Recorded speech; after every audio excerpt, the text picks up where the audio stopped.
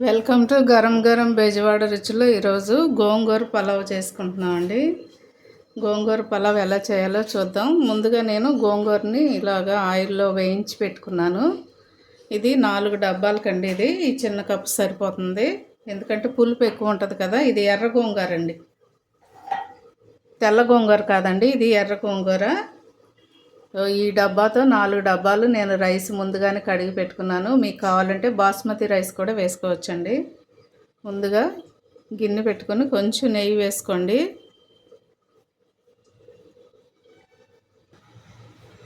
కొంచెం ఆయిల్ కూడా వేస్తున్నానండి. నెయ్యితో పాటు కొంచెం ఆయిల్ కూడా వేసుకోండి, అప్పుడే టేస్ట్ బాగుంటుందండి. కొంచెం వేసుకోండి ఆయిల్.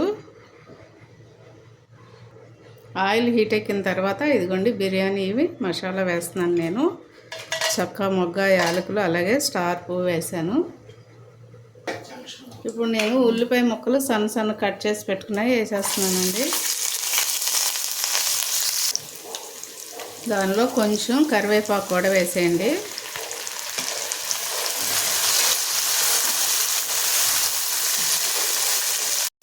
దీనిలో 2 స్పూన్లు అల్లం వెల్లుల్లి పేస్ట్ వేస్తున్నానండి.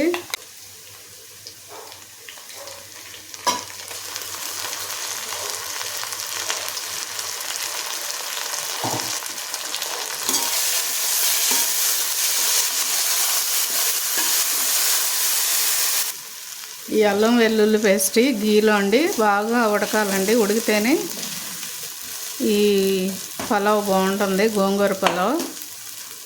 ఈ నెయ్యిలో ఉడకపోతే ఇది కొంచెం అంత టేస్ట్గా ఉండదు. నెయ్యి కొంచెం ఎక్కువే వేసుకోండి, ఎందుకంటే నేను ఎందుకు వేసా అంటే రైస్ మీద మళ్ళీ వేస్తాం కదండి, అందుకే నేను కొంచెం తక్కువ వేసాను.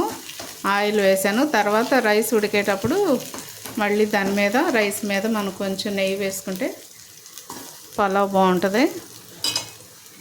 మనం గోంగూర ఆయిల్లో నేను మగ్గ పెట్టాను కదండి, ఇప్పుడు మిక్సీ వేసుకొచ్చాను. ఇలా మెత్తగా మిక్సీ వేసుకోండి. గోంగూర వేసుకొని దీనిలో వేసేసుకోండి అండి.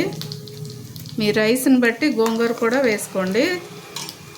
రైస్ ఎంత వేసుకుంటున్నారో, రైస్ ఎక్కువ అనుకోండి, గోంగూర కూడా ఎక్కువ వేసుకోండి.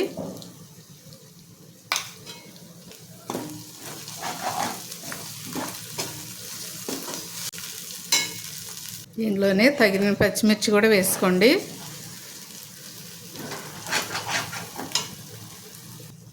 దీనిలోనే కొంచెం పుదీనా కూడా వేసేస్తున్నానండి.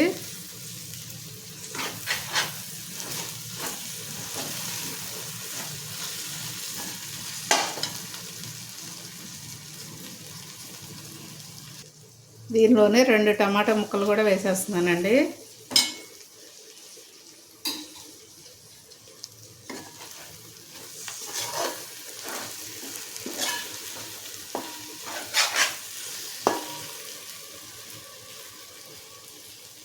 సో దీనిలోనే కొంచెం కొత్తిమీర వేస్తున్నానండి, మళ్ళీ లాస్ట్లో వేసుకుందాము.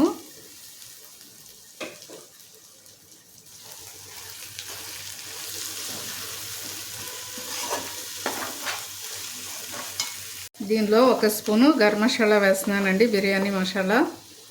ఇదో చూడండి, 1 స్పూనే వేస్తున్నాను.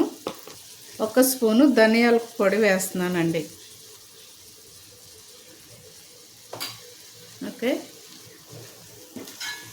ఇదంతా కూడా కలిపేసుకొని 1 నిమిషం అలా ఉంచేసి ఆయిల్లో చూడండి వాటర్ వేస్తున్నానండి. నేను 4 డబ్బాలు తీసుకున్నాను కదా, 7 డబ్బాలున్నర నీళ్ళు పోస్తున్నానండి.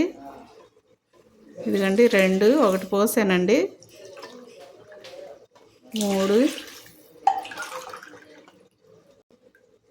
4, 5, 6,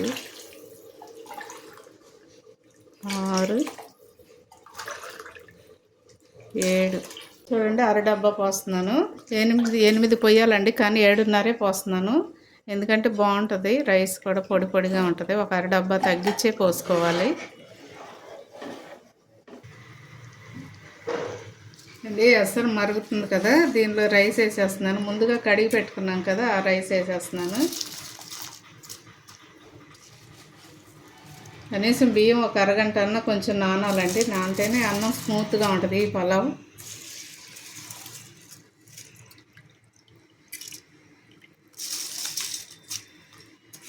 ఇది రైస్ వేసిన తర్వాత ఒకసారి గరిటె తీసుకొని కలపండి బాగా. సాల్ట్ అది సరిపోయిందో లేదో ఒకసారి చూసుకోండి. సాల్ట్ కూడా మనకి రైస్కి తగ్గట్టుగా వేసుకోండి సాల్ట్. ఇప్పుడు మూత పెట్టేస్తున్నానండి. ఒకసారి మూత తీసి కలుపుదామండి. అడుగు అంటకుండా ఒక నిదానంగా కలుపుకుంటూ ఉండండి మధ్య మధ్యలో కొంచెం అప్పుడప్పుడు.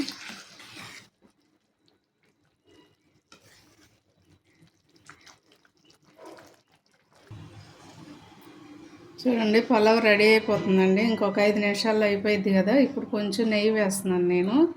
చూడండి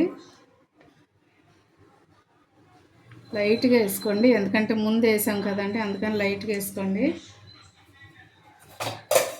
అలాగే కొంచెం పుదీనా కొత్తిమీర కూడా వేస్తున్నానండి.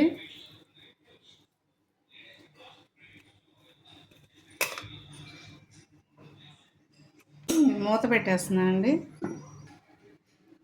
చూడండి ఒకసారి మూత తీసి చూద్దామండి. గోంగూర పలావ్ రెడీ అయిపోయిందండి. చక్కగా ఉడికిపోయింది. చూడండి చాలా పొడి పొడిగా ఉందండి. రైస్ కూడా నేను మామూలు రైస్తోనే చేశానండి. మీరు కావాలంటే బాస్మతి రైస్తో చేసుకోవచ్చు. జస్ట్ దించేద్దామండి. ఇదిగో చూడండి, నేను ఒకసారి మీకు ఇది ఇట్లా పెనం పెట్టానండి. ఎందుకంటే పలావ్ ఎప్పుడు మాడిపోకుండా ఉండాలంటే మనం ఇలా పెట్టుకోవాలి.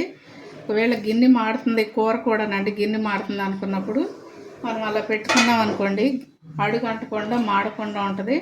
టేస్ట్ కూడా బాగుంటుందండి అడుగంటపోతే. చూడండి గోంగూర పలావ్ రెడీ అయిపోయింది. మీరు కూడా తప్పకుండా ట్రై చేయండి. అలాగే మా ఛానల్ని మర్చిపోవద్దండి. గరం గరం బెజవాడ రుచులు. సబ్స్క్రైబ్ చేయని వారు ఉంటే సబ్స్క్రైబ్ చేయండి, షేర్ చేయండి, లైక్ చేయండి. Thank you.